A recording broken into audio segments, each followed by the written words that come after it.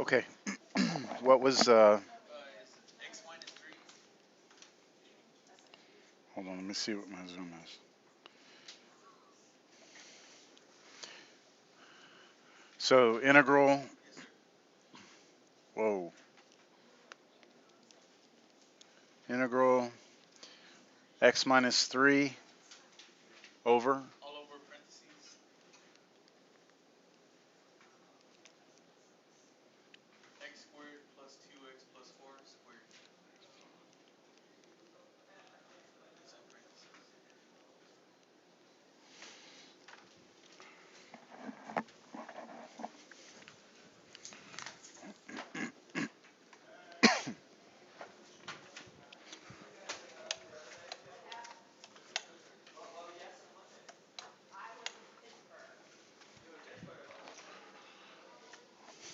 all right, so what, any ideas on what you tried to do here?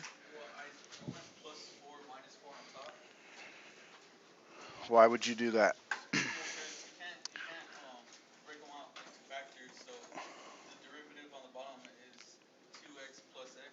Okay, so you, if you look at the bottom like this, right?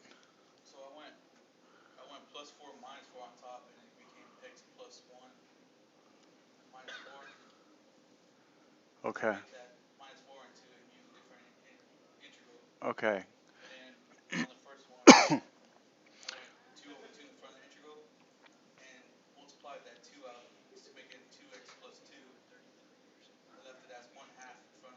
Yeah, got you, got you. The order in which you do this is important. So just follow this for a second. Sorry, this was du, right? I would like to have a 2x plus 2 up there, right? That's what I want. So I can introduce a 2 here, right, in front of this if I put a 1/2 out here. But that 2 will distribute to both the x and the 3. So this new integral becomes 1/2 integral 2x minus 6 over x squared plus 2x plus 4 squared dx. But I want it to be a 2x plus 2. So I have to add and subtract 2. You said 4, so that's one. See, you have to, well, you don't have to, but you got to make sure all your algebra after that's correct. You did 4 and then came in with the 1/2 and then 1/2 turned it into a 2? Let me see it.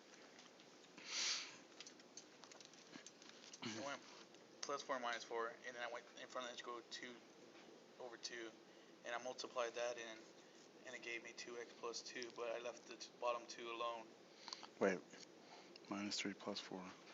So you get, and then you multiply the 2. Okay, yeah, you could do it this way. All right. And then you get 1 over u squared. So that integral's fine, like, right? Yeah. Yeah. Nightmare. But, I mean, it did go, right, eventually? Okay.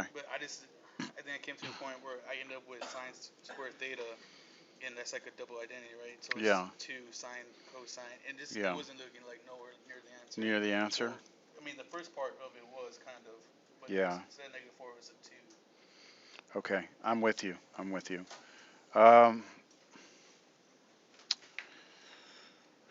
let me take it to where you had it, and then I can talk about it from there. So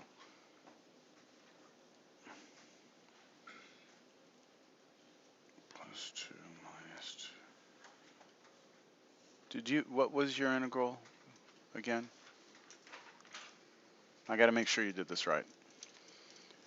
So this was the original problem, x minus 3.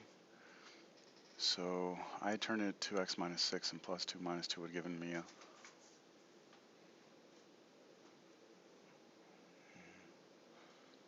It's minus 4, right? And the 1/2. See the 2 the 2 over 2 here. So you did these two together. That's this integral, right? And then you came in with the 2. Okay, that's all right. 1/2. So 4. Did you bring the negative 4 out, or you didn't do that yet? Oh, here it is. Okay. So let me just work I on. mean, it could be the square and then it's like, I don't know. Okay, let me just look at what you would do for this. What was the denominator? X squared? X plus 1 squared. X, what is it? X X squared? plus X. No, with X squared Oh, plus 2X plus 1 squared. What's going on over here?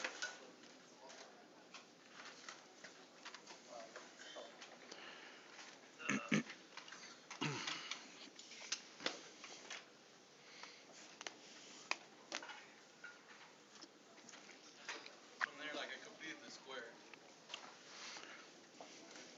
So you got X plus 1 Squared. squared Squared. Plus 3. plus 3. But then that's still underneath Squared. the square. That's kind of a problem, right? Yeah, so that's when I started doing trig substitution from there. I see what you're saying. Okay. Because if you did like a u substitution, you'd be 1 over u squared plus 3, something like that. I'm just doing it in my head. So you're like something like that.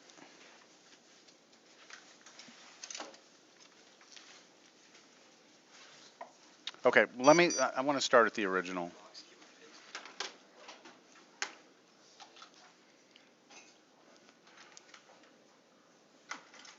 All right, it's class time. I have a question over number 31. I'm gonna address it, but I want to wait, okay? Because it's gonna take a bit to get through that one. um, we do have an agenda today. Let's see, where are we?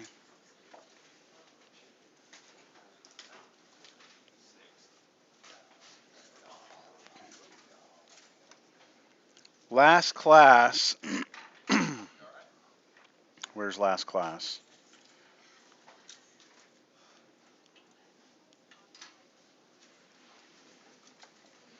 This is what we were doing. Oh no, that's not what we were doing. Where the heck is? Oh yeah, it was improper integrals.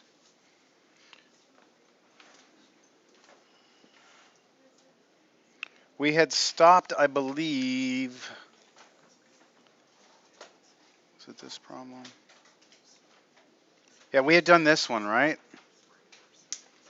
Is that where we had stopped? I think that was the last example we did in class, where we had used integration by parts to start off this improper integral, and then from there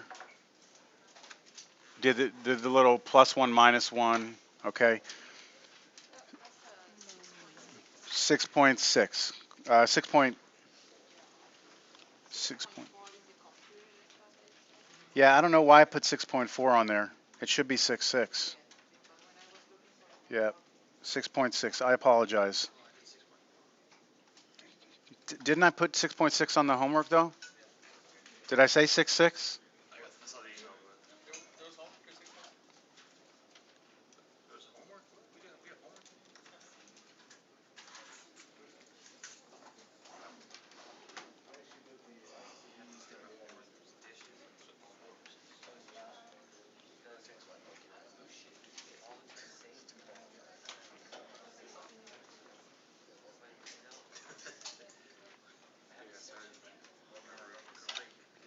I'm all out of whack here.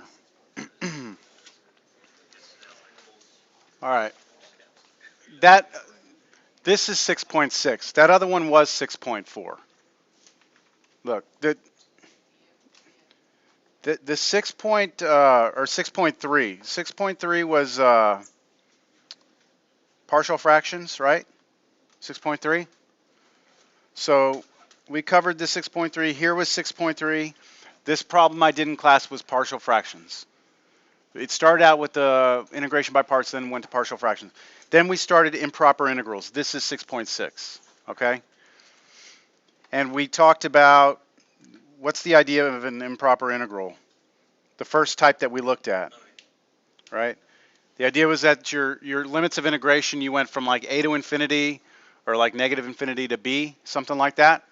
Y'all recall this? It was only 2 days ago. I barely recall it. Or you could go and you could have an integral where you go from negative infinity to infinity. So we started working on that. We did a couple of examples. And one thing that we did run into is L'Hopital's rule, right? So I want to make sure that you are aware. You may need L'Hopital's rule. If you need to go back, there's a section in the book. You can read through it. Do what you got to do to get caught up on it. And we're going to start today's class with this problem right here. So what we're trying to do is we're trying to find kind of a general formula for this. I think that's good. Trying to find like a general formula. If we have an integral that goes from 1 to infinity of 1 over x to a power, what's it going to be equal to? All right?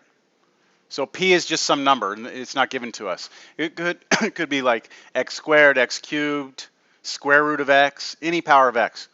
What is it equal to?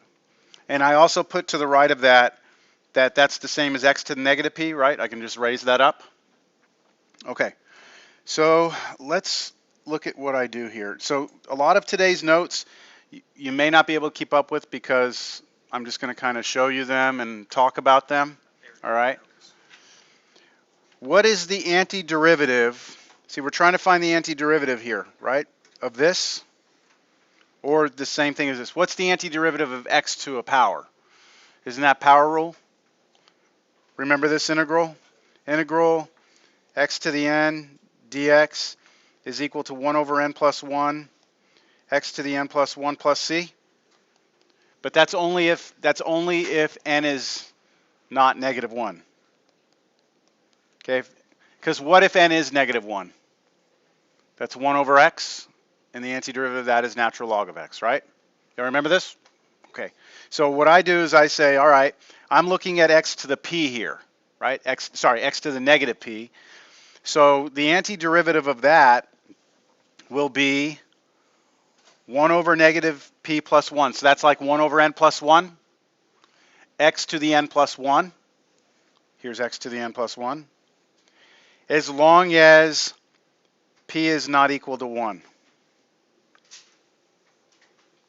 Right? Because if p is 1, then I have x to the negative 1, and that's natural log. So the other one is the other case. Natural log would be my answer. Do you all agree with that? I'm just making sure that you understand what the antiderivative of x to the negative p could be. It's one of these two things. Follow me? Okay, now let's take a look at the first case. Let's say that p is not 1. So we're not dealing with the natural log now. Then we said that the antiderivative of 1 over x to the p is this thing. And now what we need to do is take into consideration our limits of integration, 1 to infinity, right? We're going from 1 to infinity. So that means over on the side we're going to plug in infinity and 1. And this is where I was talking about last class. You have to be careful when you say you're plugging in infinity. It's really a limit, right? So let's see what I did here. I've got plug in infinity. So I'm replacing my x in the problem with infinity. So I plug in right here, infinity. 1 over negative p plus 1 is just a number, right? So that's just something out here. What's infinity to a power? Well, we'll figure that out in a second. And then the other one over here, that's plugging in 1 into the function, or into this, right? When you plug 1 in here, you get 1 over negative p plus 1. 1 to any power is still 1, isn't it? So this is the big question. What's happening here? What is a number that's becoming infinitely large raised to negative p plus 1 going to do? You would think it would become infinite, right? Like infinite? It depends, though, on the power, doesn't it? Look at that negative p plus 1 that I have in the yellow highlight there. If you take infinity to a positive power, then of course it just gets larger and larger, doesn't it? But infinity to a negative power is the same as writing 1 over infinity to the positive power. So 1 over infinity is going to go to 0. Getting the glazed look. Are y'all okay with this or not?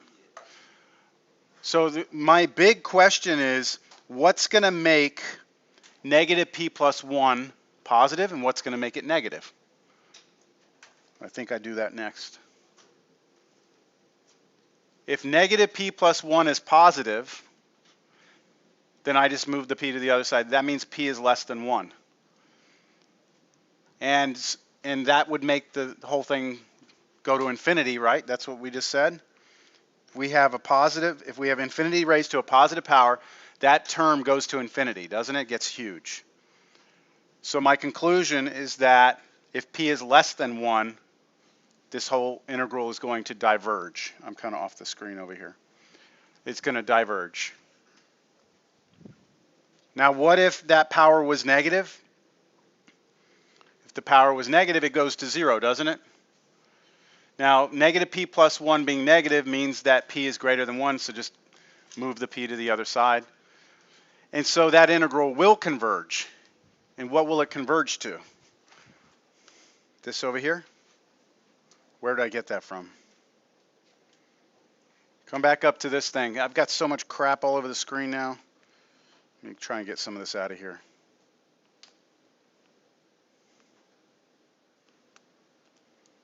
Okay, that's what I had, right? If p was less than 1, this term right here blows up, goes to infinity. So the whole integral diverges. But we said if that power was negative, which meant that p was greater than 1, right? Then this thing goes to what? 0. And that kills off this whole piece, right? And so the only thing left is this. And so you get that thing in the blue over there. So we get a final conclusion. Oh, wait. Sorry. Case 2 is if p is 1. If p is 1, this is just natural log. So you take the antiderivative, p is 1 there, the antiderivative is natural log of x. You plug in infinity, you plug in 1. Natural log of infinity minus natural log of 1. What's natural log of 1? 0. What's natural log of infinity? So all you have to know there is, what does natural log look like? Looks like this, right? That's what natural log looks like. So where is it headed as you go out to infinity? It goes to infinity, right? It's slow. It's a slow growth, but it does go to infinity.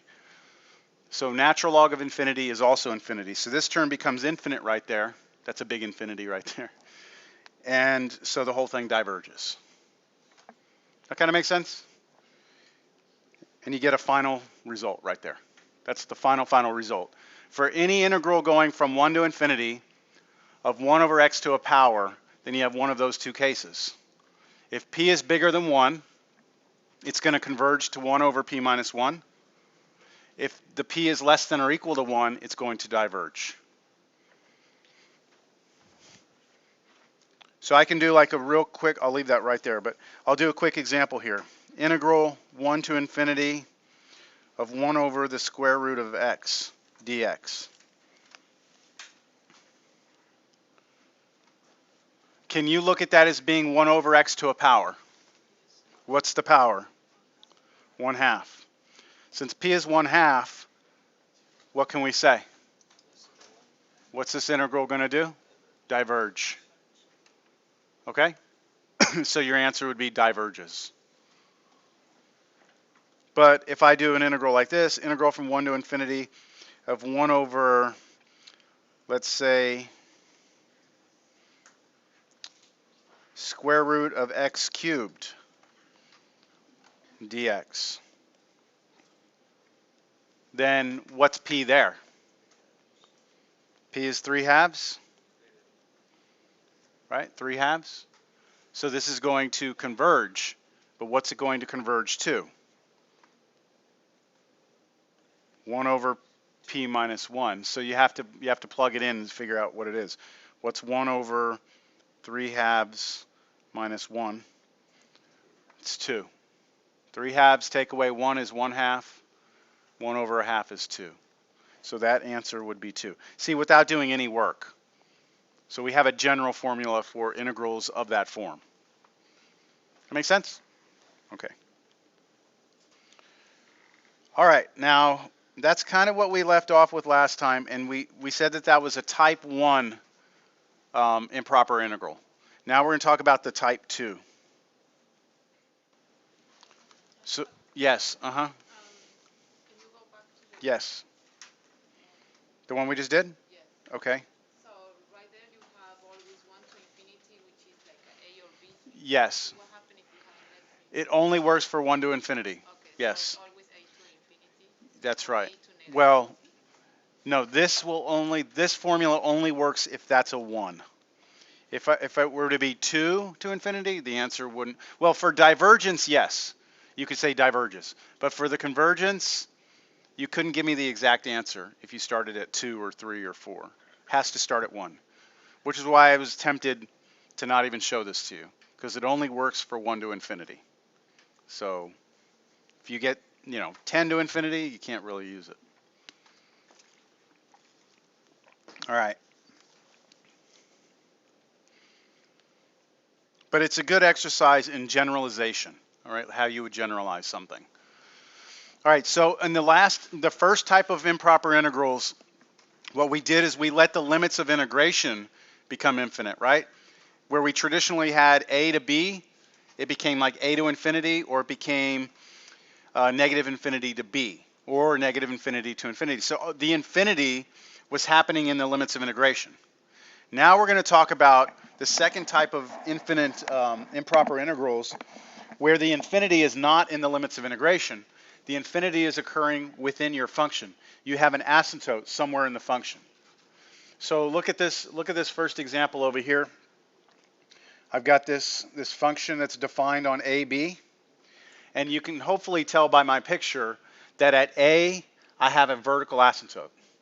So my function, as it heads towards A, is taking off vertically forever. So if I'm trying to find the area underneath, I still have kind of like this idea that the function never stops. So it's kind of like when our graph was going down out to infinity, it never stopped, and we had area there. Same thing, but it's going up the y direction instead of along the x. Does that make sense? So we have to be able to address this in a similar fashion. So the notation we use is, first we take a look at the picture. We realize that the vertical asymptote A is at the left side of my interval. So I'm going to look at this integral from A to B, on the top right here, from A to B, this integral, as a limit as t approaches A from the right. And then all I do is I replace my lower limit of integration with t. So it's kind of like I'm saying, what's going to happen as I try and go and approach A from the right-hand side? You all remember that little plus to the top, or the minus to the top of the number meant what direction you approach from? So do y'all agree I'm approaching A from the right? Okay. And then you could have the other way around. You could have a function where you have a vertical asymptote that's occurring on the right end. And so you'd want to approach it, and this time you'd want to approach B from the left side, wouldn't you? And take the limit and figure out what that integral is. Or you could have another situation where you actually have your vertical asymptote occurring in between A and B somewhere. So not at either one of the endpoints, but somewhere right in the middle somewhere. So what we do to figure out something like that is we break it up into two integrals. We go the integral from A to C first, approaching C from which side? The left. Then add to that the integral from C to B, approaching C from the right. So that's the geometric idea behind the second type of improper integral. So now we'll do a couple of examples.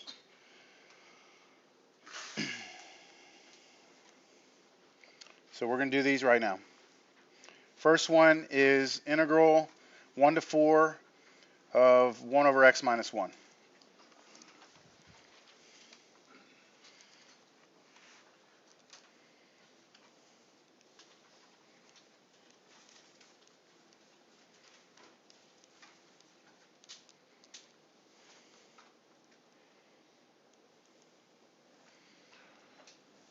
So when we look at this, the first thing that you should look at is the domain. Okay, look at this function, the thing inside. What is the domain of the integrand? What's its domain? What can you plug in or what can you not plug in? Everything except 1, right? So I could say x not equal to 1. That's the domain. Everything except 1. But what's wrong with that? Look at our a to b, right? Look at our integral a to b. What's a? 1. So we're trying to actually integrate over an interval that contains a discontinuity of our function, a vertical asymptote. So what I'm going to do now is I'm going to draw a number line, and I'm going to do a closed interval like this, and I'm going to put the limits of integration here, 1 and 4, right? That's my integral. That's kind of a geometric idea of the interval I'm looking at. And I want to approach, the problem I'm having is at 1, right? So when I do this, I'm going to want to approach 1 from the right-hand side, right? That's the only way to live inside this interval, and approach 1 means to come in come in on the right-hand side of 1. Yes? So I'm going to put here below this, I'm going to be approaching 1 from the right. So this is all just kind of before I even start the problem. Now, is there any other issues that I have? Do I have any other problems, any other discontinuities, any other? We're good? Okay. So now I'm going to translate this integral into a limit as t approaches what? 1 from the right of the integral t to 4. Good. So since t is my left endpoint, it's going to be my a in the problem. And then I have the actual 1 over x minus 1 dx. Now just try and find the antiderivative. What's the antiderivative of 1 over x minus 1? Natural log of x minus 1, right?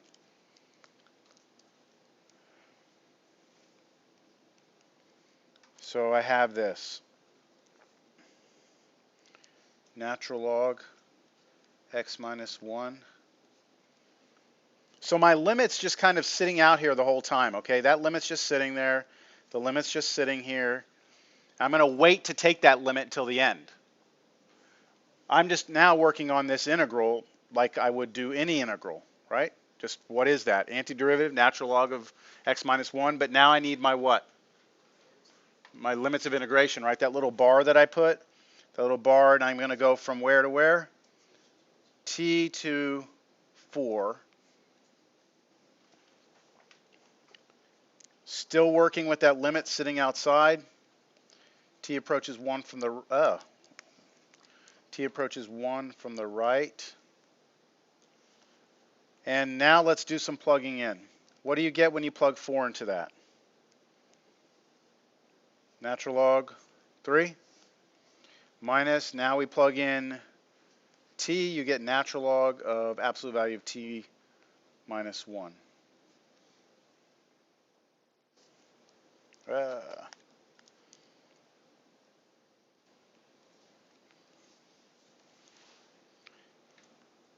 Everyone still recognizes this as being capital F of B minus capital F of A, right? From way back when? Okay. Now let's let t, take the limit, let t go to 1. So just try and plug 1 in for t. What do you get? What does this become? Natural log of 0, right? Natural log of 0 is undefined. But this is a limit. So what's happening as we approach 0 on the natural log function? You have to, again, know what the natural log looks like. Here it is again. Here's natural log, right? What happens is you approach 0. Where does it head? Negative infinity, right? Negative infinity. So I'm not saying what is natural log of 0 here. I'm saying when you take this limit and t gets really close to 1, this gets really close to 0, and natural log of really close to 0 is getting huge negative, isn't it? So that is going to approach negative infinity. And so what we have is that this equals natural log 3 minus negative infinity. And basically at that point, I can say this does what? It's not headed towards a number, is it? I mean, infinity is not a number, so diverges. Diverges.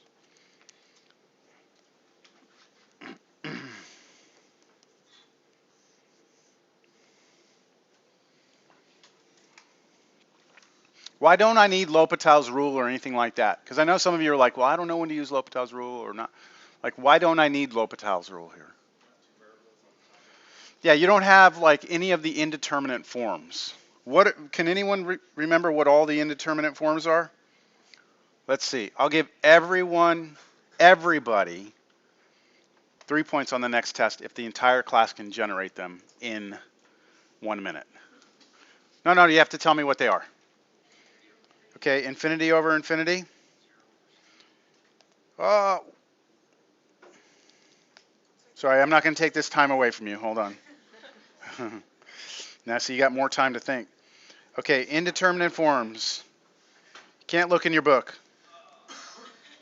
Okay, infinity over infinity. 0 over 0. If you get one wrong, though, it's all off. Deal's off. Negative infinity over infinity, that still works. Yeah, I'll just count that as infinity over infinity. So plus or minus on these, it doesn't matter. What's that? Infinity times 0. That's an indeterminate form. One's getting big, one's getting small. Which one wins?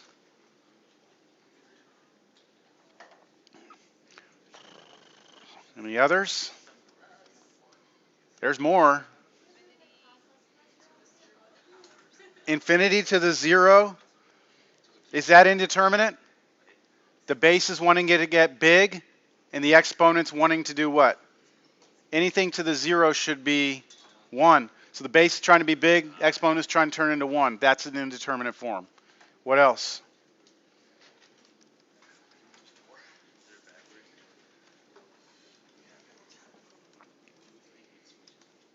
Zero to the 0. Base wants to be 0. Exponent wants to turn it into 1. 1 to infinity. The base wants to be 1. So the base is getting close to 1. The exponent's wanting to make it big.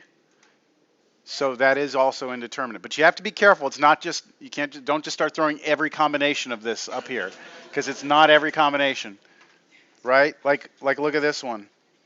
0 to the infinity. The base wants to become small, right? A fraction, 1/4, 1/8, 1/16.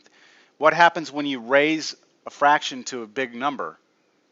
Like take 1/2 and square it, what does it become? 1/4, right?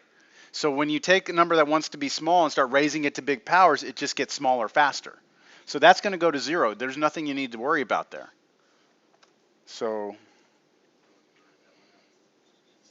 any others?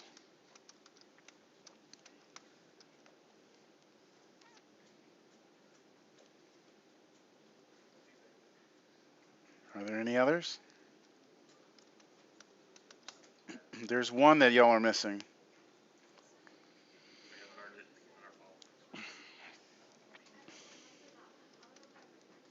No? I think minute's up. This is a good exercise, though. Wasn't that fun? Infinity minus infinity is an indeterminate form. Right? Something real big, take away something real big, that's not 0, right? So what we're saying is anytime you see something like this, right? Anytime you see something like this, you need to use L'Hopital's rule. But doesn't L'Hopital's rule only apply to these two? Like you have infinity over infinity or 0 over 0. Then you can apply L'Hopital's rule by doing derivative top and bottom, right? So what if you get any of these other forms? You got to turn it into infinity over 0 over 0. And there's a whole slew of techniques for that. So I just want you to be reminded of the L'Hopital's rule because it may come up a few times in your homework. All right? And on a test. All right. Where are we? What's the next one we're going to do? Okay, the next problem we're going to do is the integral from 0 to 2 of 1 over the square root of 4 minus 2x.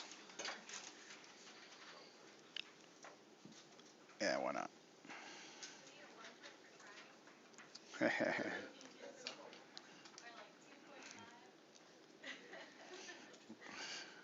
We'll see.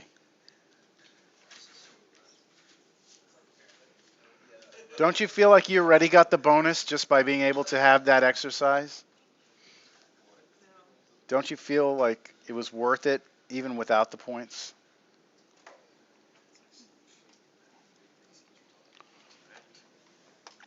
Okay, there's the problem. All right. See, now you have to start paying attention on these integrals now. All right, you have to be very careful that you don't have a discontinuity somewhere in that interval. So you have to start paying attention to domains of your integrand now. So when we look at this, is there anything that's, well, let me ask you, what's the domain? All right, let's start with that. What's the domain of this? You know that everything underneath that root can never be negative, right? It's got to be greater than. Do you agree that what's underneath that root can't be negative because it can't do negative roots of negative numbers, and it can't be 0. Why can't it be 0?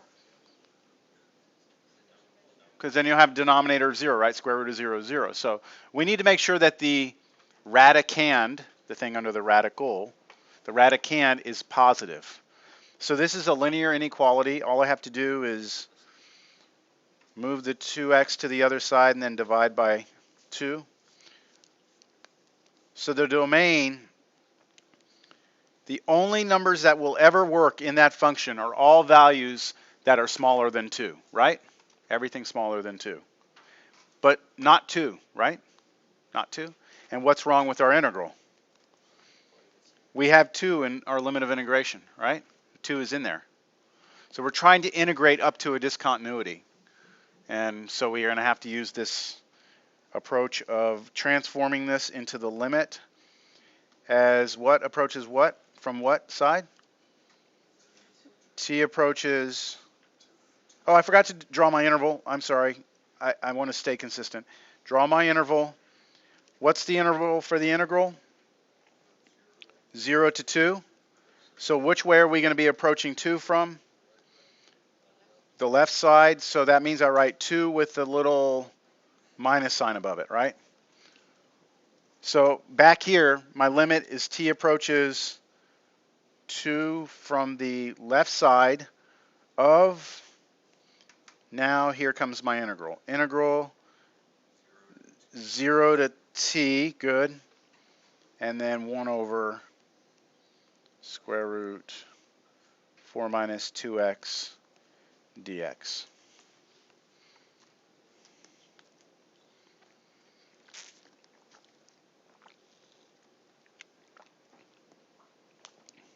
How would you integrate that? Just a basic substitution.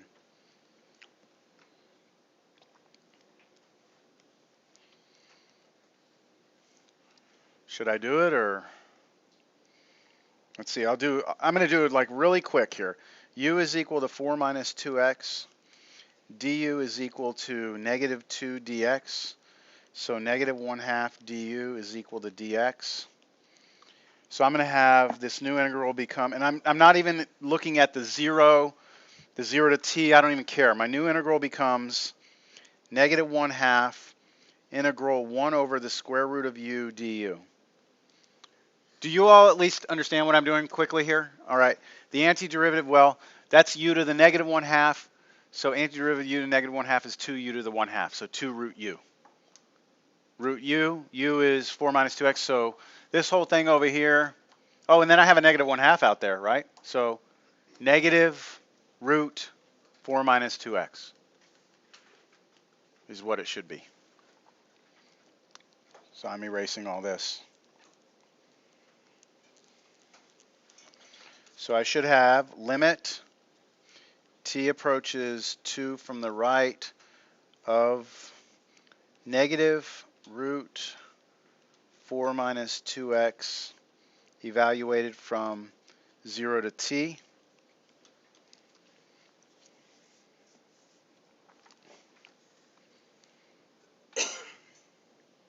And then plug in, right? Plug in. So limit t approaches 2 from the left. All right, plug in t. You should get negative square root 4 minus 2t minus plug in 0. What do you get? Negative square root of 4, which is 2. Y'all see that? Now let t go to 2 from the left. So all I'm doing is I'm replacing t right here with the 2 from the left. Why is it so important that I am to the left of 2?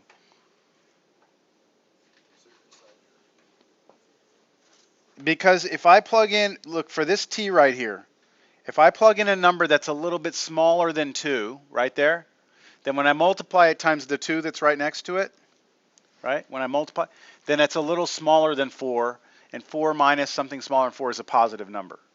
But if I take a number that's a little bigger than 2 and plug it in there, I'm going to get a negative underneath that root. So it's just a technicality, but I need it there. But what does that become? If you just replace t with 2, what do you get? What does this whole thing over here become? 0, right? 4 minus 4 is 0. So your answer to this problem is what? 2. Because you have the negative negative 2, so it becomes plus 2.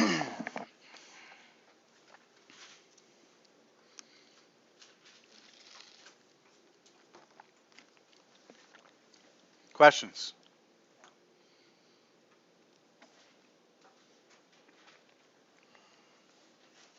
Last one. Integral negative 2 to 4 of 3 over x minus 2. Negative 2 to 4.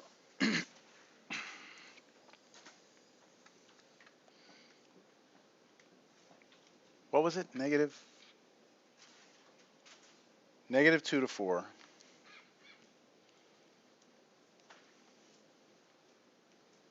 Three over x minus 2 dx. Ah, what happened? Come here.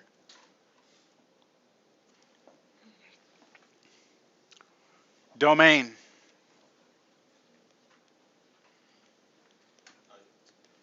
X can't be what? 2, right? X can't be 2. What's wrong with that?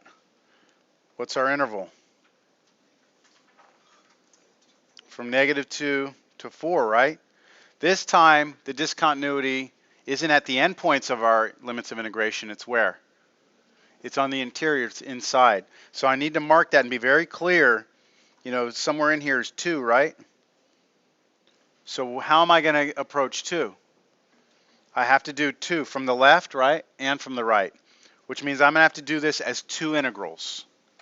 I'm going to have to do 2 integrals. So this is that one where I had the discontinuity in the middle somewhere. Yeah, it might be going up. It depends on the function. This one does this. One side goes up, the other side goes down. Okay. Well, here we go. This is going to be equal to the integral, watch the way I do this, negative 2 to 2 of 3 over x minus 2 dx plus the integral from 2 to 4 of 3 over x minus 2 dx. So what I've done is I've broken this into 2 integrals, and where do I break it? At the 2, right, where we had the discontinuity. Now the first integral is the limit as t approaches what? 2 from which side? So I'm actually doing this integral right here. I'll underline this one right here, is going to be coming in from this side, right? And then my other integral, this one here, will be coming in from the right. Do y'all see how I kind of color-coded that? So if I'm going to be approaching this one, it's going to go from t approach from the left side, right? So I put a little negative on the t, or on the 2. And then of integral what to what? Negative 2 to t, 3 x over x minus 2 dx. So that's your first one. And then plus the other one, which will be limit t approaches what? 2 from the right of the integral t to 4, 3 over x minus 2 dx. And now we need antiderivatives. What's the antiderivative of 3 over x minus 2? 3 natural log of x minus 2. So I've got limit t approaches 2 from the right, from the left, of the natural log, 3 times the natural log of x minus 2 evaluated from, the hell is it evaluated from? Negative 2 to t. And then the other one's the same thing, right? Same antiderivative.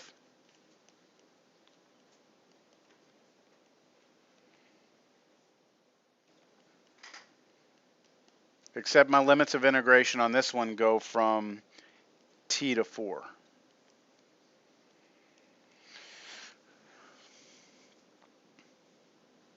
Any questions on the setup on those integrals?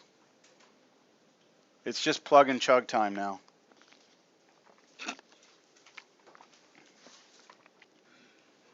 So limit t approaches 2 from the left of, so I'm going to have two things here, right? Something minus something. What do you get when you plug in t? 3 ln t minus 2, right? So that's just plugging in t, like my capital F of b, minus my capital F of a. What's that? 3 natural log of,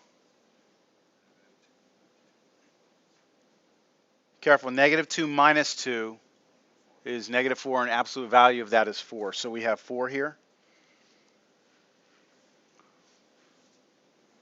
Then plus limit t approaches 2 from the right of, now let's plug in 4, and what do we get?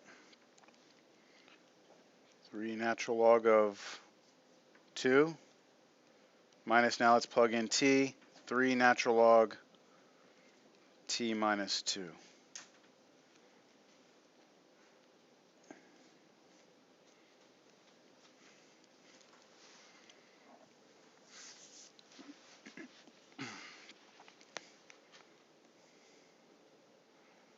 What happens when you plug in 2?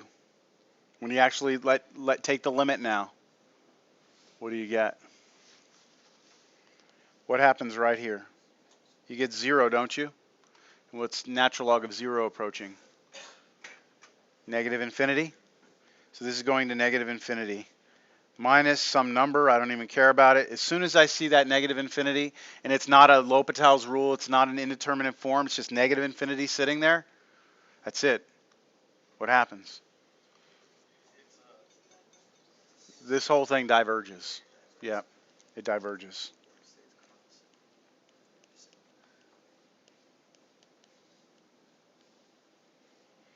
I don't even need to do the other one.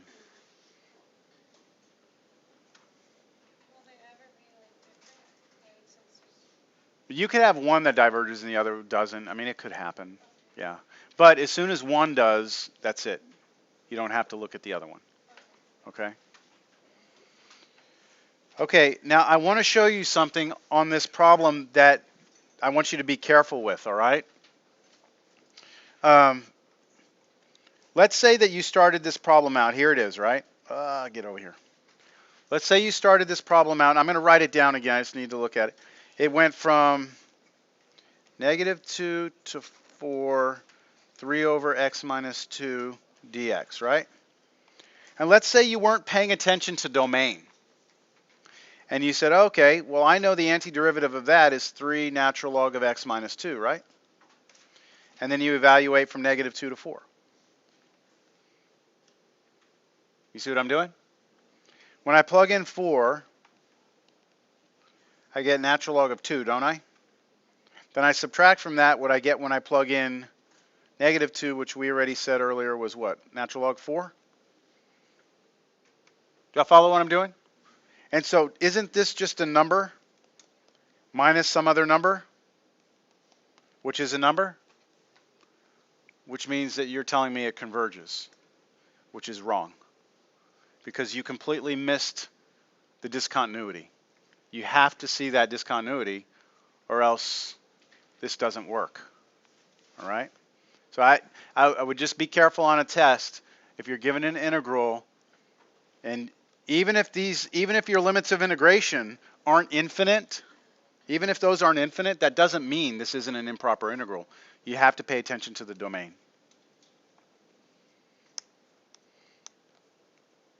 Okay, any questions? Because I'm getting ready to move on, I think. Yeah, that was it. Any questions? That does it for chapter 6. All right.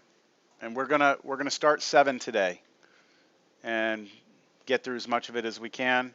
We're supposed to come back after spring break, do 7.2 and 7.3, and then we're supposed to have a test. So, I think it's scheduled for the Monday, right? It's not the Monday we come back, the Monday after that. And I'd like to stick to that. We're way overdue for a test. I mean, it's time to have a test. But it's going to just have so much information on it. It's going to be hard for me to write a test that covers that much information that you can do in an hour and 40 minutes, right? So that's my challenge over the spring break, is to figure out what your test is going to look like. No test? We're good? All right. Okay, so now, everyone's good with everything we've done this semester? All right, we won't do a test.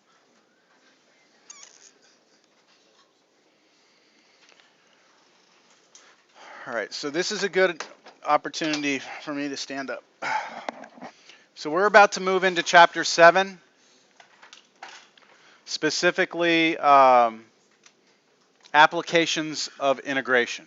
So we've kind of spent all this time talking about how to integrate things, right? How to do it. And then at the end, we talked about these improper ones.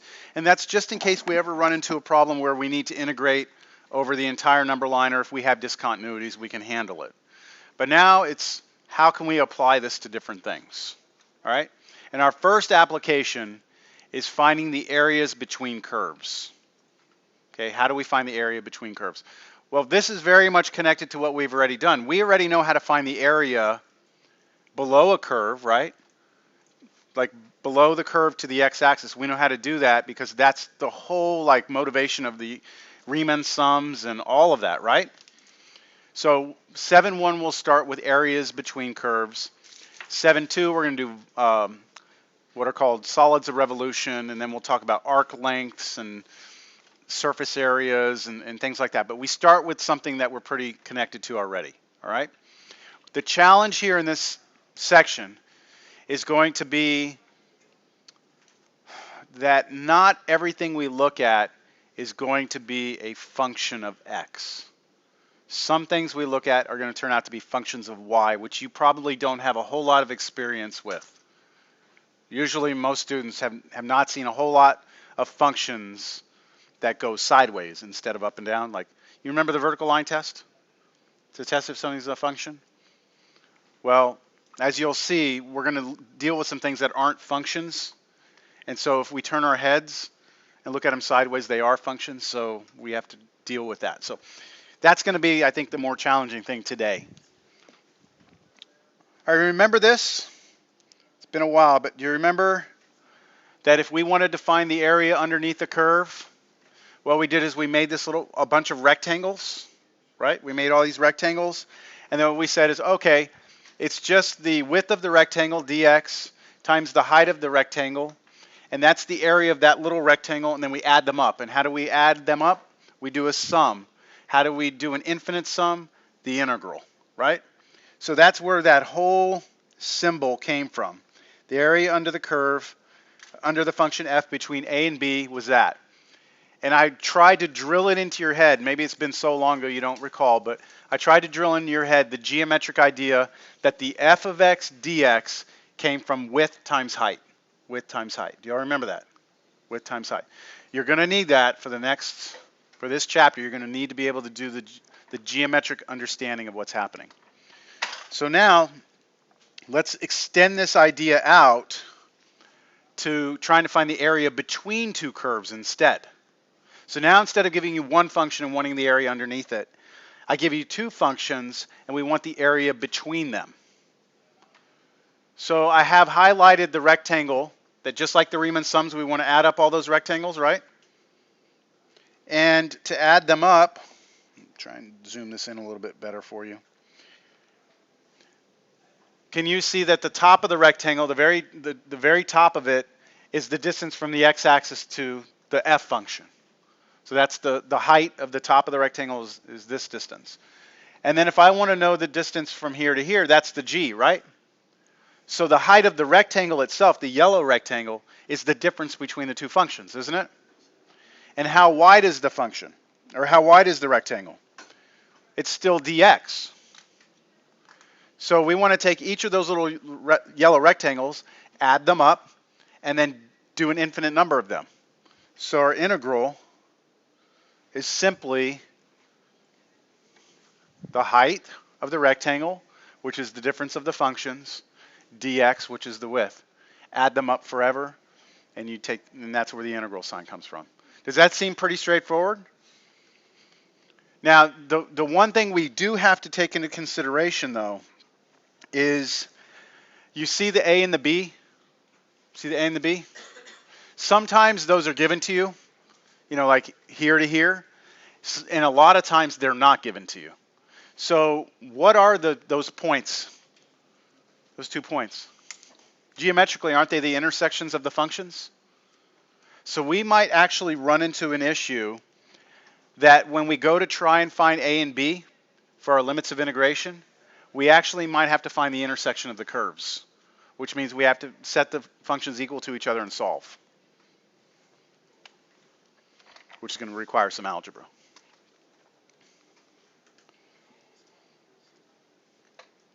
All right, if you don't have anything, I'm going to move to our first example. And here it is. There's going to be a lot of stuff happening here today with these problems. So let's see how we do. Find the area of the region bounded by f of x equals 2x minus 1 and g of x equals 7 minus x squared. This is the way the problem will be presented. You won't have anything else but that. That's it.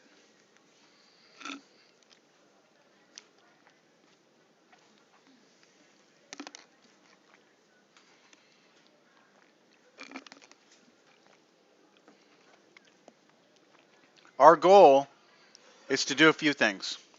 Draw the picture of the functions, draw the region that they enclose, draw a rectangle, like that little gold rectangle I had, label the rectangle, come up with the integral, and solve the integral. I mean, there's a lot that's going to happen here. All right?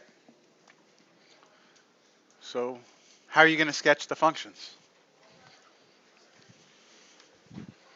Thank you. So this is where your knowledge of functions is going to really be critical. And if not, your ability to use that calculator in your hand becomes critical. I need to have a real good idea of what those functions look like. So let me do them by hand. All right? Now, just so you know, I've already done them using Mathematica and everything else, but that you don't get that yet, okay? Because you have to do it by hand. So let's see how this is going to look. How about I start off with an x and y axes? Do you know what 2x minus 1 looks like? You better. It's a line, right? Slope 2, y-intercept 1. So you should be able to graph that. Negative 1 is the y-intercept. So it goes here. I go up 2, to the right 1,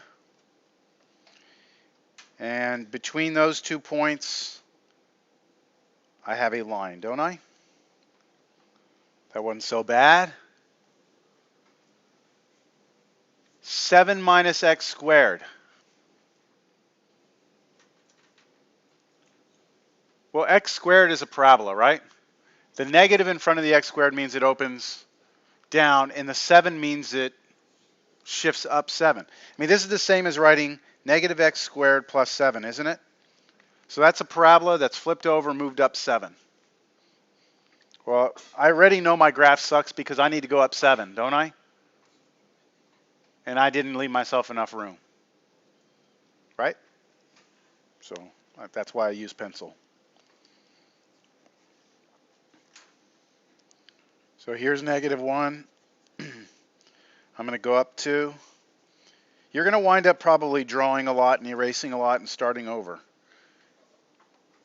Okay, so there's that one. And then up 2, 3, 4, 5, 6, 7. And this parabola opens down like this. And I'm trying to find the area of the region bounded by them. So these two functions should actually create a closed region. Where is it? Is it over here? Is this it over here? No, because that keeps going forever up, right? It actually like floods. How many of you are familiar with the bucket paint function, like in a like Photoshop or in where you click in there and it fills that space with paint? Yeah, no.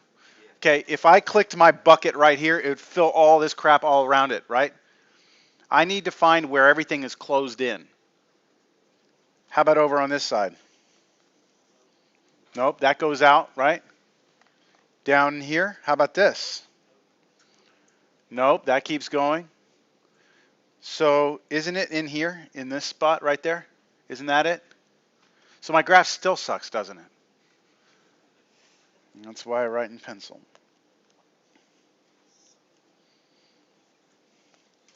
So you got to get your head around the whole picture first before you can even begin, all right? So now here's my picture. Now I'm going to go pretty rough with this now that I know what's going on.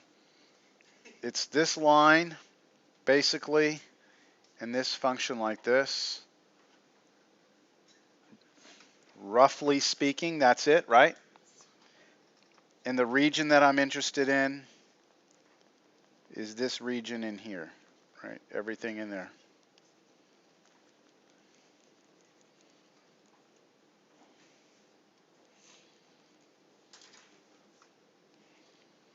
Questions? Y'all see it? Okay, let's talk about the rectangle. And I'm going to zoom in on this a little bit here. Let's talk about the rectangle in there. Do you see the little rectangle that I'm going to have for my Riemann sums? It looks something like that. And of course, these rectangles are going to be all in here like this, right? But I'm just going to throw one in there as like a sample rectangle. That's what my sample rectangle looks like right there. Let's label the functions. Let's label the functions. Which function is the parabola? It was y equals, or f of x, right, equals. Wait, which one was f? The line? Okay, so what I'm going to do is this. I'm not going to label them f or g. I'm going to label them y equals and y equals.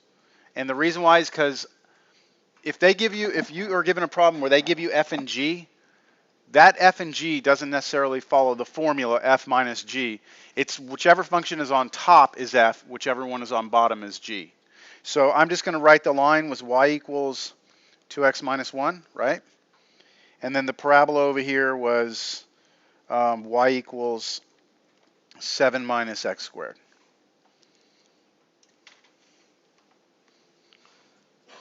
Everybody okay with this?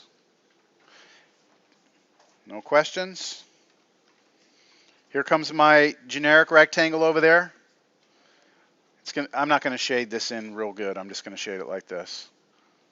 I need a bucket function. There's no bucket function on this in this program. So tell me about the height of this. How high is this? Isn't it the top function minus the bottom function? What's the top function for me here? Which one is on top? So when I say top, I'm looking at the top over there of the rectangle, right? You'll see me do that? Which function represents the top? The 7 minus x squared, right? So that top is the 7 minus x squared. The bottom of it is the 2x minus 1. So the actual height of that triangle is the difference between the two, isn't it? So I'm going to write 7 minus x squared, parentheses, 7 minus x squared minus the other function, 2x minus 1. Okay? That's the height. What's the width? Dx. So far, here's what I have.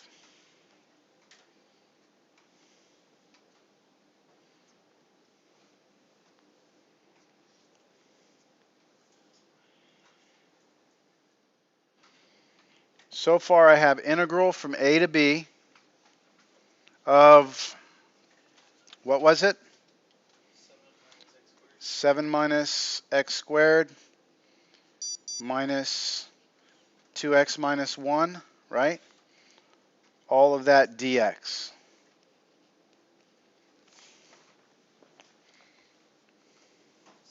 What do I still need? I need a and b, right? So a and b are going to come from, back up on our picture, I'll do it in red so you can kind of see it. This point down here where they hit, I need to figure out what x coordinate corresponds to that point. So that's my a up there. And then the b is where they hit on the other one. Right? That's my a and b. Both of those points represent the intersection of the functions, so that's where the functions are equal to each other. Yes? So I'll set them equal to each other. So I'm going to set them equal to each other, but what I want to do before I do that is I want to move through and just show you how this looks if you had like really nice graphing software and stuff. Like, here's your, here are your two functions graphed. Here's your rectangle. There's your A. There's your B. Here's the same thing, right? That's the same picture that we had, just really clean and pretty. That was the integral we had, still over there like that. So, and then what I did is I simplified, okay, and got this. So I just distributed through, collected like terms, and got this. And now I go to find the A and B. So I ready to work this out, so I think I'm just going to put it on the board and show you.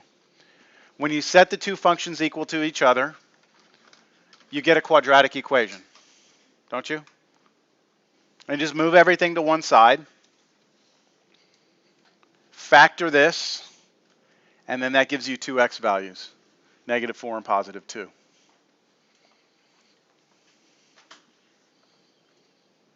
So that's the x coordinates of where they hit each other. Yes? How did you even do it up there? Why did I what? You foil it up there. Why did I? Yeah. Because I'm going to have to integrate this. See, I'm going to have to integrate, I'm going to have to find the antiderivative of this, right? But those are all, that's just polynomial stuff. I can drop the parentheses if I distribute the negative through and collect all my like terms together. And then that gives me this, and it's much easier to integrate this. Just term by term integration, right? Antiderivative of this, antiderivative of this, and they're all power rules. I don't know. I didn't FOIL because there's subtraction between them. Yeah. Question? Right? What's up? You distribute the negative through, Yes. so it became -6 and +1. Yeah, did I write it down wrong? So would it be 8 and 6? That should be. Hold on. This should be an 8 right here.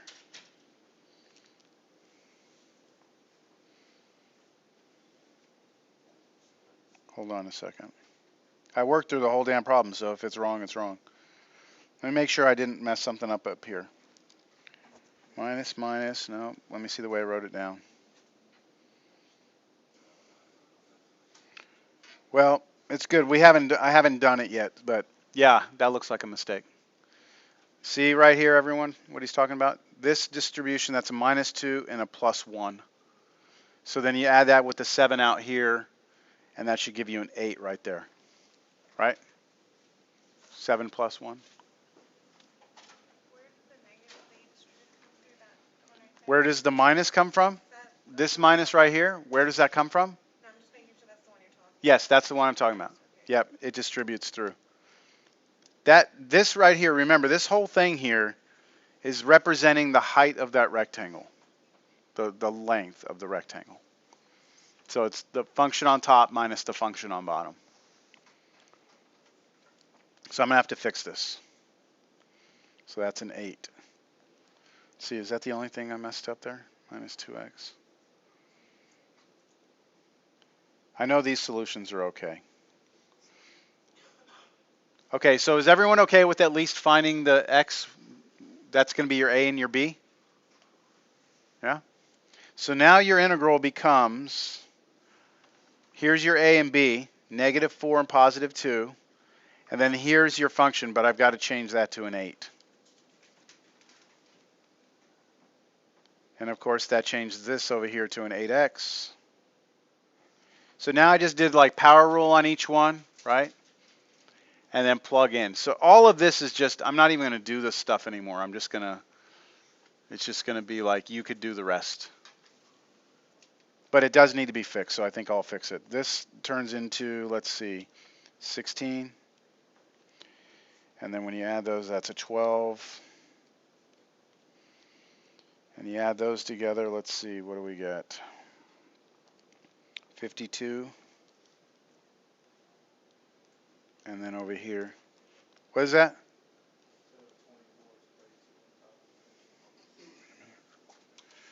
Oh, I got to do that over here too. I forgot that.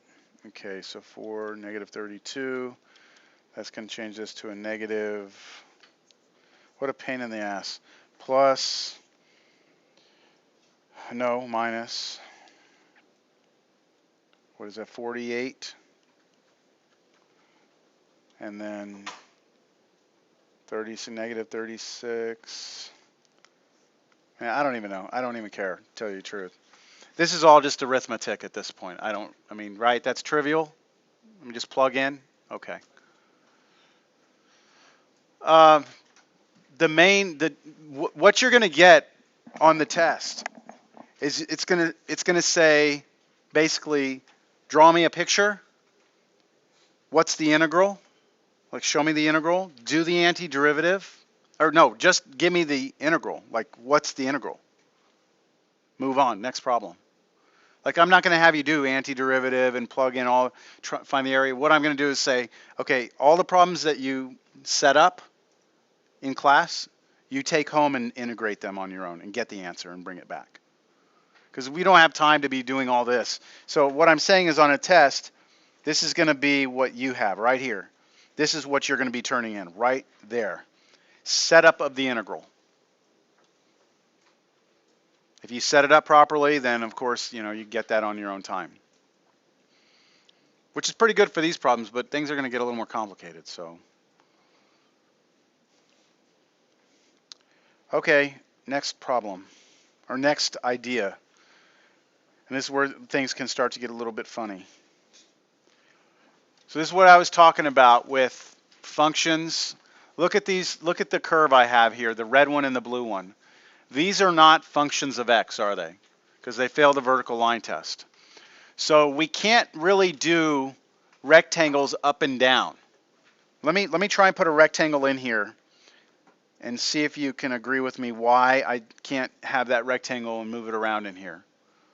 Look at right here. If I use that rectangle right there, and I'll kind of zoom in on that a little bit. What's wrong with me using that rectangle right there? What's that? Well, yeah, I know I'm off. Yeah, look at what's the top function there? The red one. What's the bottom one?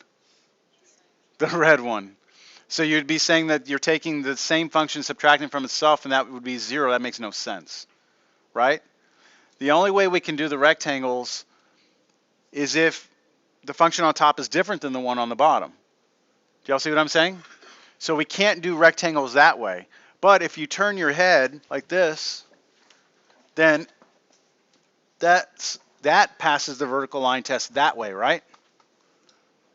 So I'm way better off looking at this sideways. So that means instead of looking at these as functions of x, vertical line test, we look at them as functions of y, which means you do a horizontal line test to see if it's a function. So I highlighted here, or I wrote down here, g of y. G of y means I have a function of y instead of a function of x. I wrote down f of y to stress. Again, we have a function of y, not a function of x. And then I can talk about the rectangle again, and I can talk about its area by saying that the area of this rectangle is the difference of the f and g function, just like we did before. Here's f of y, it's the distance from here to here, and then the f of the g of y is from here to here, so the total length of it is their difference. But now, how wide is the rectangle? Not dx, because we're not moving around this way, left and right. We're going up and down. Up and down is the y.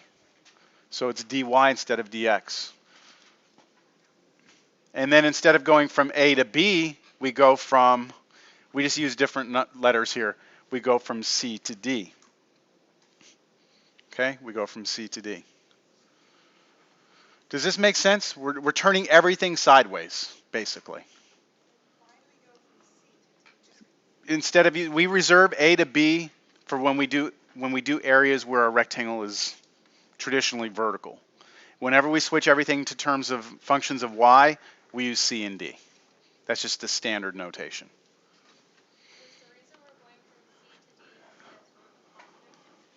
Yes. Then well, that's a more profound question. Let me try and do it. Let's see. Someone have paper that they want to sacrifice for me? Not all at one time, please. I'll just take one page. Our traditional XY axis looks like this, right? You got, that's XY, here's X, here's Y, and positive is this way, negative is this way on X. That's what it is. And then Y, the negative's down and the positive is up, right? So for X-axis, we started from like the left was negative A, and we moved to the right, that was B. So we went from negative to positive. With the Y-axis, we need to go from negative to positive also. So we go from C to D. Now, this still doesn't illustrate what I really want. If you're looking at the XY axis, I'm just going to have to write on the board. If you're looking at the XY axis, I got to make this big enough. Here's XY. Positive is this way, negative is this way. If I'm standing here looking at it like this, then left to right on the x-axis goes from negative to positive, right? But if I'm standing looking at the y-axis like this, then it's right to left, isn't it? But imagine you're in the other room. And like go out the door, go into the other room, and this board is see-through. So you could see this on the other side. Then if you look at it this way, then it's left to right again, isn't it? Do you see it? That's what I was trying to do with this, is that looking at the y-axis, it's right to left, but if I come on this side, it's left to right.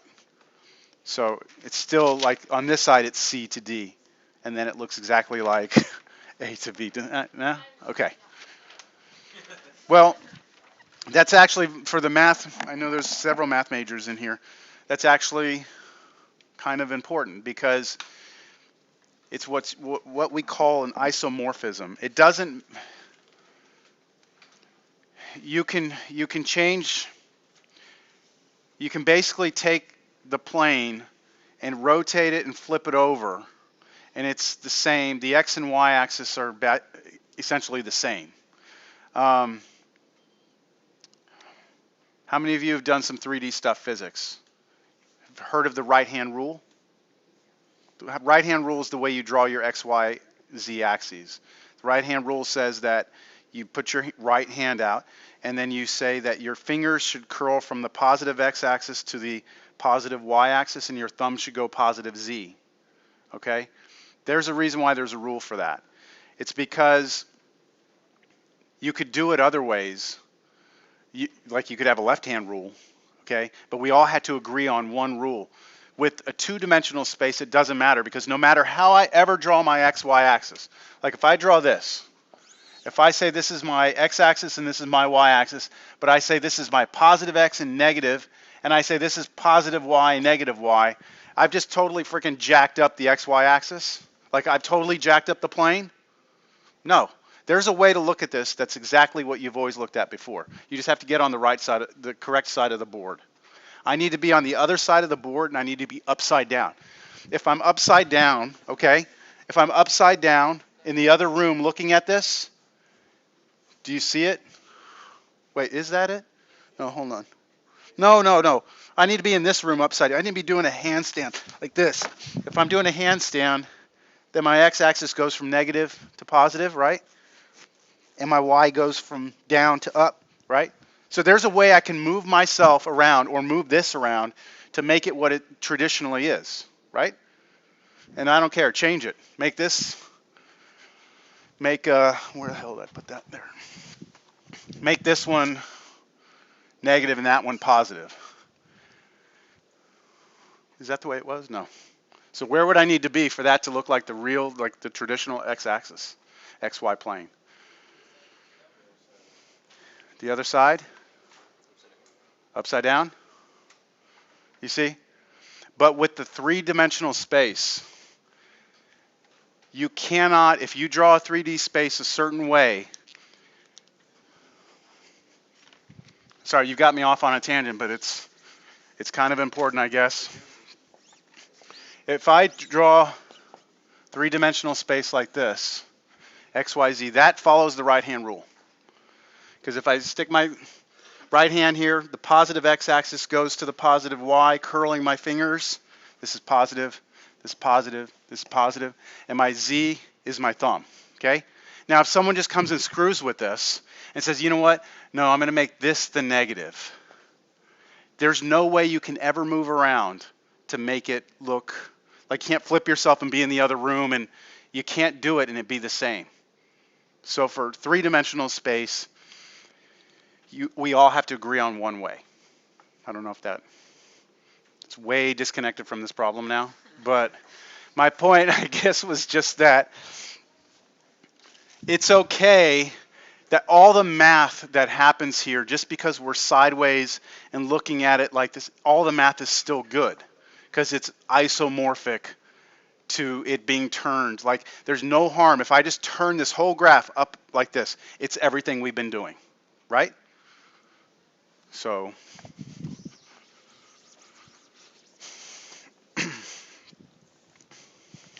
isomorphisms are important. If you've ever used a map, right? Well, they don't even have maps anymore, right? But you know maps that are in cars and stuff, like used to be a long time ago? What you're trying to do is on a map, even if you get on your computer, right, and you bring up a map, you're trying to take a sphere, the Earth, and you're trying to map it onto a two-dimensional sheet of paper. There is no way to go from a sphere to a two-dimensional sheet of paper. There's no way to do it. You can do it in a way that if I put Austin and San Antonio here on a map and I measure the distance, there's a way that you can draw a map so that those distances are correct. The distance from San Antonio to Austin is right, and the distance from San Antonio to Dallas is correct, and every distance on the map is correct. But then what you sacrifice is the angles aren't correct. So Austin may be like over here to San Antonio, and Dallas is where? You know, wherever it is, but that angle guaranteed is off. So if you want your distances to be correct, you have to sacrifice the angles. Now, if you want your angles to be correct, you have to sacrifice your distances. So it's one or the other. So there's no way to go from a sphere to a piece of paper. There's no isomorphism that transforms a sphere to a sheet of paper. Um, yeah, I better get back to business here.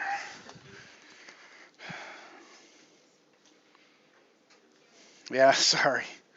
I apologize. Okay. All right.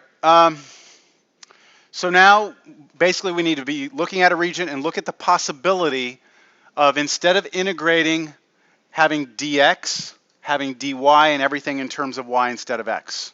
And instead of a and b, c and d. So this next example might just be an example where we do it. And for this one, I went ahead and I had it all drawn out for you, just as this first example.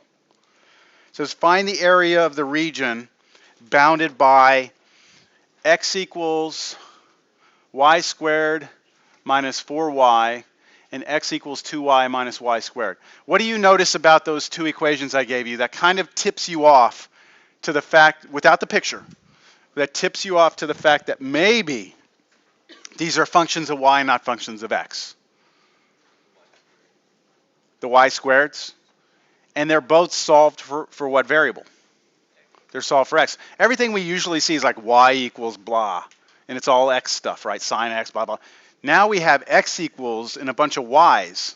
That should be automatic light bulb. These are functions of y instead of x, right? So if you could graph them, those are what they would be, two parabolas, but they open sideways. How could you tell which one is on top and bottom? Now, when I say top and bottom, this is going to get tricky because I'm turning my head this way, top and bottom. Or we could say right and left. What do you feel more comfortable with? What do you want me to say, top and bottom or left and right? For the y ones. See, the formula is going to be this function minus this function. Because just imagine rotating this like this. Rotate it counterclockwise. It's the top one minus the bottom one, isn't it? But now I'm turning the whole thing sideways. It's still top and bottom, but I can't really say top and bottom anymore. You want me to say right, left? I want to say whatever you're comfortable with as a class, so y'all don't care? West and east? How about just say both, okay? I'll just do them both. So how would you be able to tell which one is this one and which one is this one? Any ideas just by looking at those up there? Like which is the red one, which is the white or the blue one? I mean, other than me friggin' labeling it for you. I mean, how would you know which one it is? Okay, the negative in front of the y squared. Remember, negative in front of x squared means parabola opens down, doesn't it? Well, when you do parabolas with y's, negative means this way. Positive means this way. And look at the axis, right? Negative is down, positive is this way. Parabolas that went down, they went down to negatives, didn't they? So parabolas sideways go down negatives on the y-axis. And then parabolas that open up like this go that way towards positive, right? So again, it's all about just turning your head this way, I think is like the easiest way to see parabola down, parabola up. Just don't turn your head this way. It's got to be this way.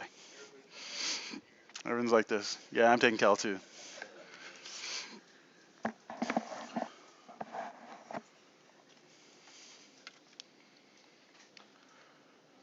All right, let's go for it. Let's at least try and set up the integral. If we knew that these look like this, then we'd be able to tell which one was on the right versus the left, which one is on top, which one is on bottom, right? And so we do the top one minus the bottom one, the right one minus the left one. So top one is this one. That's the one that opened down. And then this was the one on the bottom. That's the one that opened up. And what else do we need? C and D. So here's my integral. And then I just multiply. Hopefully I didn't screw that one up. No, I know I didn't screw this one up because I double checked it. So there's my my distribution of the negative 3. I still need C and D. So I set the two equal to each other. And again, that turns out to be a quadratic and factor and blah, blah, blah. And you get 0 and 3. So that's your C, 0 to 3, and then you work it out. Okay? But it's all, if you don't have the picture, you're going to be kind of stuck, aren't you? I mean, if you don't know what this looks like, which one's on top, which one's on bottom? Which one's left or right?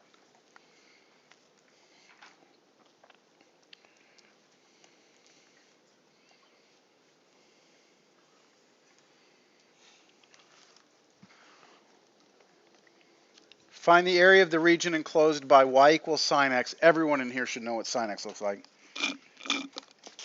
Y equals x. Everyone here should know what y equals x looks like. X equals pi over 2, and x equals pi. So y equals sine x is what? Sine curve, right? Y equals x, diagonal. What's x equals pi over 2?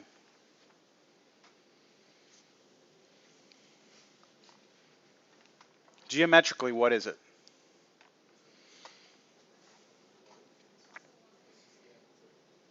It's a line. It's a vertical line. It's a vertical line through pi over 2. X equals pi is a vertical line through pi. So here's what my picture looks like. I've got my xy axes. I've got a sine curve. I've got y equals x, diagonal. I've got, oh, where's pi over 2?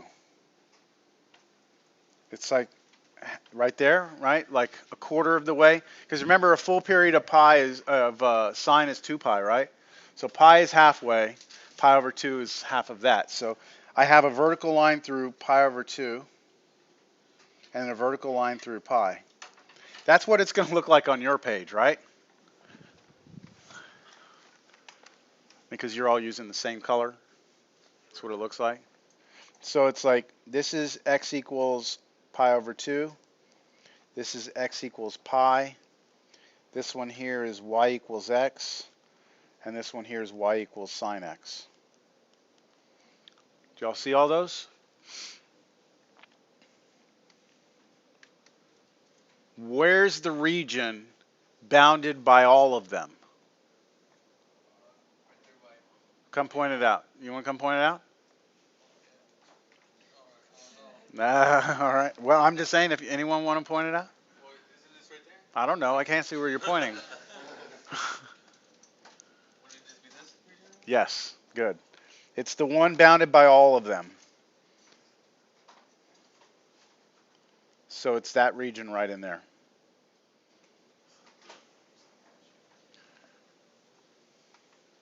Right? You'll see it? So let's try and find, do we want to do vertical rectangles or horizontal? So do we want to keep our head upright or do we want to turn our head sideways?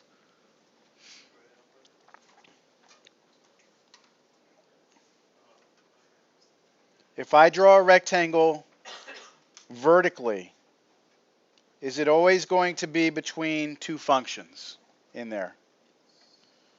Will I always be between two functions as I move that left and right? I'll be between which two functions? Y equals x and the sine x, right? That's nice. The whole way as I move from left to right in that yellow region, I'll be stuck between those two. What if you were to have tried it the other way? Oh, man. If I would have tried a rectangle sideways, what would have been the problem?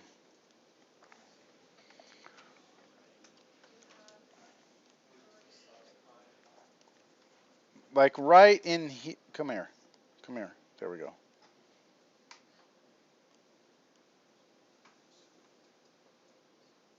Like right in there. I get off there. Hey, chill out. Like right in there, if I'm looking sideways, I do have an upper and lower function, don't I? But what happens as I move that rectangle down? What happens right here? It changes to do different functions, doesn't it? And then when I get that rectangle to here, it changes again. So you could do it that way, but you would have to set up 3 different integrals to do it. Where when we do it vertically, we just have one integral, don't we? So tell me about the limits of integration on this. Can you tell me where the yellow region starts and stops? Pi over 2 to pi. And what's the top function minus the bottom one? X minus sine x dx. If that makes sense to you, I mean, that's what I'm basically going to be asking on the test.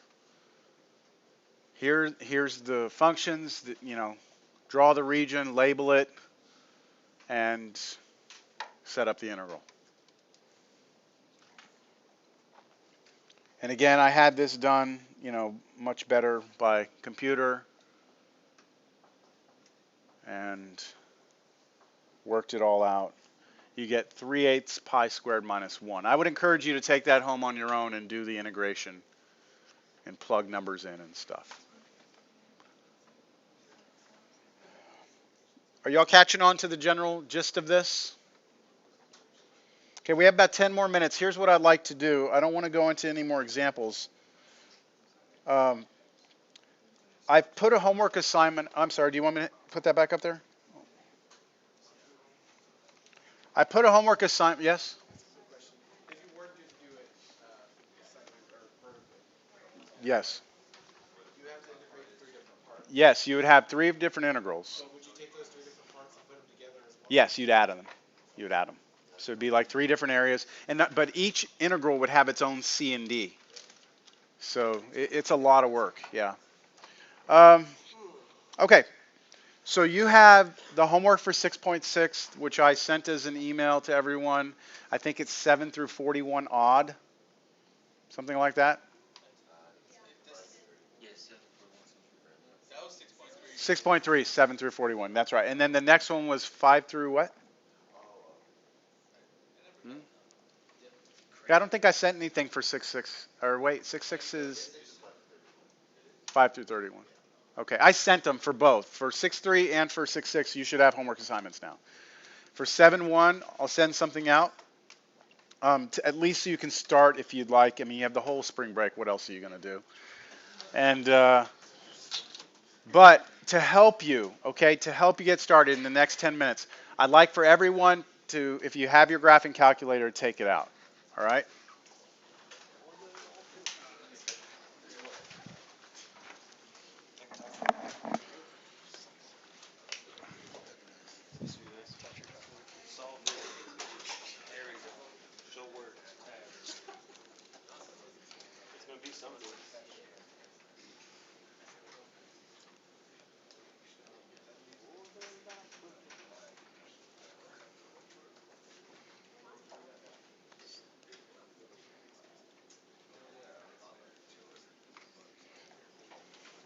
Okay, so here are 2 curves, all right? Here are 2 curves that I want us to be able to sketch on your calculator. What's the problem, though? What's the issue? Your calculator wants y equals and then a function of x, doesn't it? That's what it wants. And most calculators, that's the way they're set up.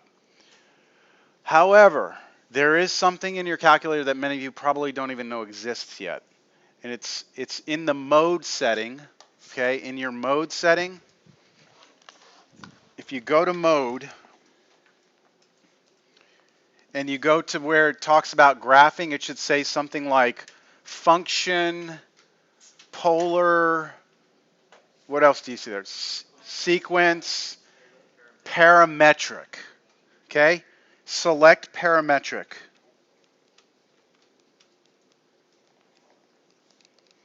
And it should say something like R of t, or let me see, what on the left side? Oh, go to graph now. Go to your y equals to graph something. And it should say xt, yt. Let me look at a couple of calculators. x1t, y1t. Do you all see that? x1t, y1t. Okay, so here's what your calculator is doing. In parametric mode, when you go to the y equals now to graph, it's saying x1t, y1t, yes? And it's saying equal, equal. Everyone's kind of there? What we're going to do is we're going to kind of trick our calculator, all right? Not trick it, but I mean, this is called parametric equations. So I'm going to look at this first one right here. The x coordinate, right? To know what x is, I have to know what y is, right? That's what that's saying. If I want to know what x is, I have to know what y is. Yes?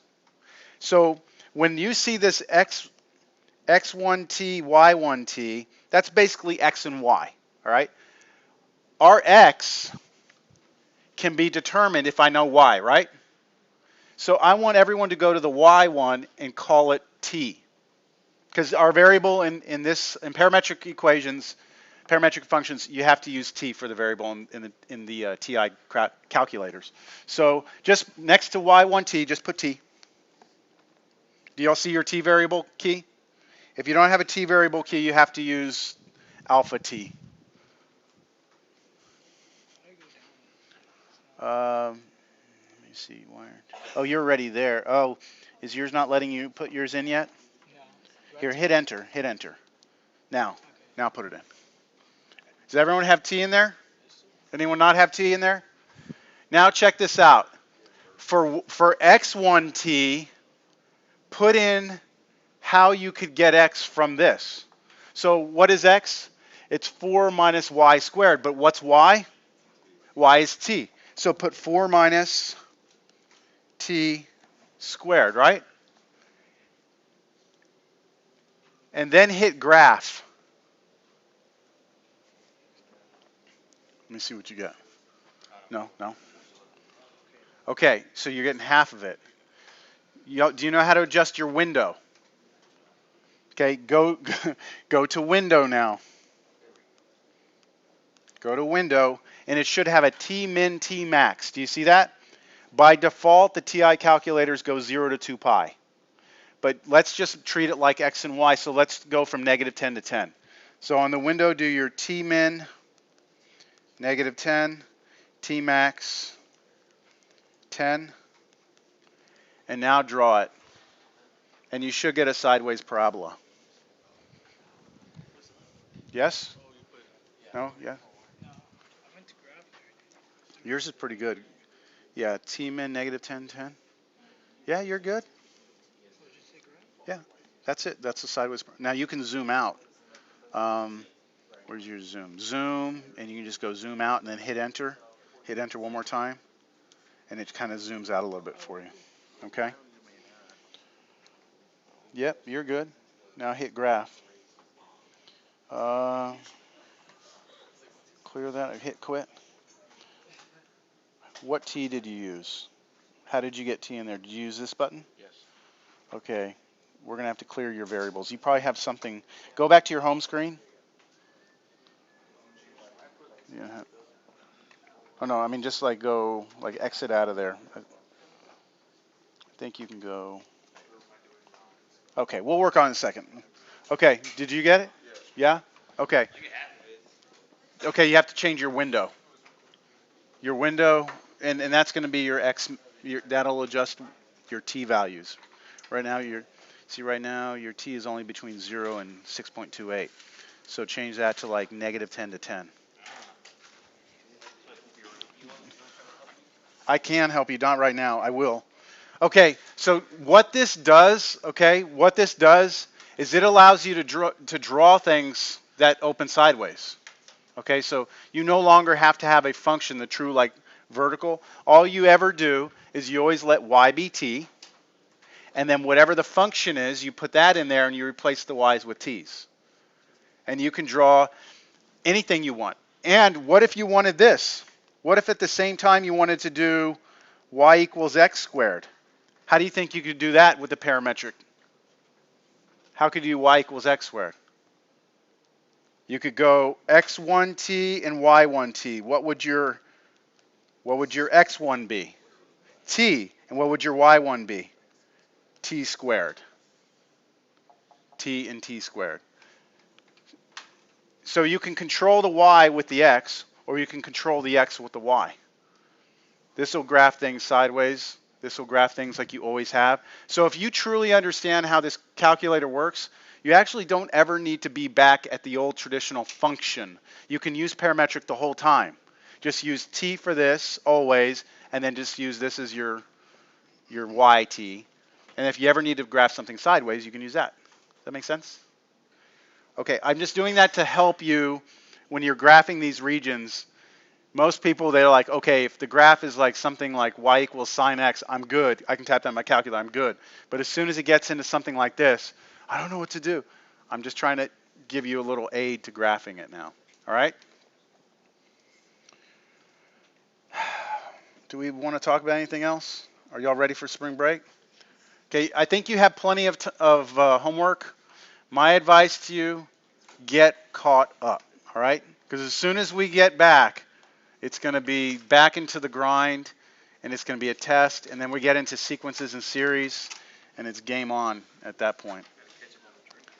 Yeah, get all your drinking out of the way. So the test is going to be up to 7.1. The test will probably be over through 7.2. Yeah.